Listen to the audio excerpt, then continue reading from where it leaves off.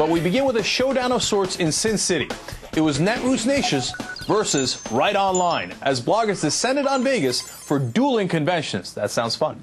If you didn't know better, you might have expected a pretty cheerful crowd at Netroots, with a Democratic majority in Congress, a Democrat in the White House, and what we hear were historic health care and financial reform bills.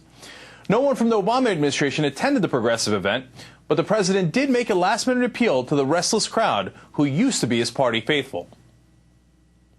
Still, change hasn't come fast enough for too many Americans. I know that. It hasn't come fast enough for me either. And I know it hasn't come fast enough for many of you who fought so hard during the election. The fact is, it took years to get here. It'll take time to get us out. We've known that since the beginning of our campaign. But I hope you take a moment to consider all we've accomplished so far. Former Green Jobs czar Van Jones also echoed the theme of change doesn't come easy. Whether the country does that or not is largely in your hands. Hope is tough when you're in despair, but it's nothing compared to change. But MSNBC host Ed Schultz wasn't buying any of it. When are liberals in this country? What does it take for us to realize that we are in an ideological fight for the country? I'm with Big Ed on that one. Across town at the Right Online conference, meanwhile, the mood was a bit more upbeat. Bottom line, when there's this much dissatisfaction in your own party ahead of the midterms, change can't come fast enough. We're joined now by Sam Seder, former Air America radio host and political commentator, and Matt Lewis, politicsdaily.com blogger and columnist, both old friends. So, hey, Jack. Let me start with you, Sam. Hey, guys. Let me start with you, Sam. Jack. So we've got this wonderful Democratic Congress and president and health care reform and financial reform. Jesus, what more do you want? Right. It should be Christmas every day. You know, I think it's no secret, I think, that progressives are frustrated by not necessarily. I guess the depth of the legislation that's come out of the Obama administration. I mean, there were many things. Whether it's the public option, whether a more robust Volcker rule in financial regulation, whether it was something better than HAMP in terms of helping people with their mortgages. So there are a lot of things that I think are frustrating progressives. But you know, with that said, things weren't actually so bleak at Netroots Nation. I think to a certain extent, people were focused on what they can do to push policy. And at the end of the day, the liberal blogosphere really is about policy. And I think that's where they shine and that's where they want to be. All right, now, Matt, look, you got people at Netroots saying that this health care reform and financial reform, et cetera, were watered down. We really didn't get a lot of what we had asked for. We got a surge in Afghanistan. A lot of the civil rights issues or human rights issues are the same as under Bush. And then you've got Fox News, Glenn Beck, et cetera, calling him a socialist, Maoist, et cetera. Can we see that the guy is actually pretty much in the center at best? I actually think he's a little center-right, but what do you think? Well, look, I don't think that he is. I do think that President Obama is at heart a liberal, without a doubt. When he was in the Senate, National Journal, as you know, ranked him as more liberal than socialist Bernie Sanders. So he definitely has a very liberal record. But having said that, look, I think that progressive bloggers are smart to not go along with everything the administration wants. I think that if you're a liberal blogger, you should hold the White House accountable, and when they do something that you think is good, praise them, and if they do something you think is bad, let them know it. But if Democrats and liberals can learn anything from Republicans, it's that when you have Republicans in the White House, when one party control of the House and the White House and the Congress, and bloggers really need to hold them accountable.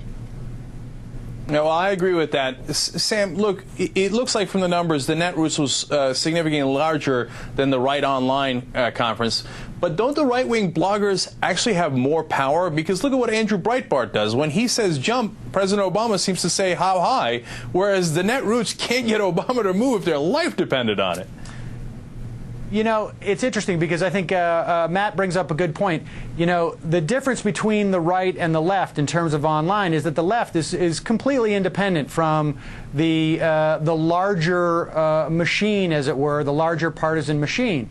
And so, to a certain extent, it's not so much that the right blogosphere is more powerful, as an example of, you know, Andrew Breitbart being able to communicate his fake videos to TV. It's because he is part of a larger machine that moves in lockstep. I mean, I think Matt would probably agree that during the Bush administration, you never ever saw right-wing blogs really do anything but toe the line, maybe short of immigration, over the course of 8 years. And, let's not forget to those of us on the left Myers, who make us smile so much when we see things like the right now saying that there was a problem with Bush's spending, because we never heard that during the Bush administration. I don't think that's entirely... I think to a certain extent they are more powerful, but they're not really a separate entity from the larger machine. Look, don't forget about Harriet Myers. Don't forget about the Dubai port deal. I do think the conservative bloggers stood up to President Bush and to Republicans. And look at people like Eric Erickson, who is at Red State, who's constantly taking on the Republican powers that be, calling out Mitch McConnell, the Senate minority leader. So, and look, by the way, I've been on this network and had hosts ask me questions that I know for a fact they got right off of Media Matters.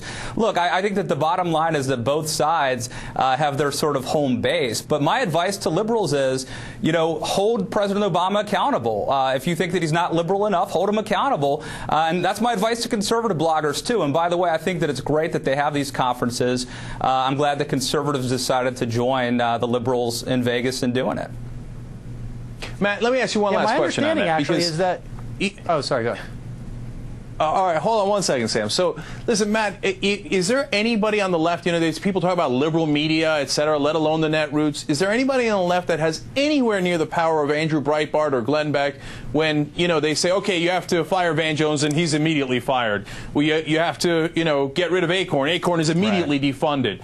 You have to fire Shirley Sherrod. She immediately gets fired. Does anyone on the left even come close? Does the entire left combined come anywhere close when they can't even get somebody like Elizabeth Warren when everybody on the left is in favor of that? Get her, you know, nominated. Here's the difference, though. You don't need Andrew Breitbart. You have the Washington Post and the New York Times and 3 TV networks. No, we don't. The conservatives had to invent Andrew Breitbart because of the liberal bias in the media for decades. It's only been since the advent of talk radio and the blogosphere that conservatives can even hope to keep up. So you guys don't need Andrew Breitbart. You've got networks. Come on.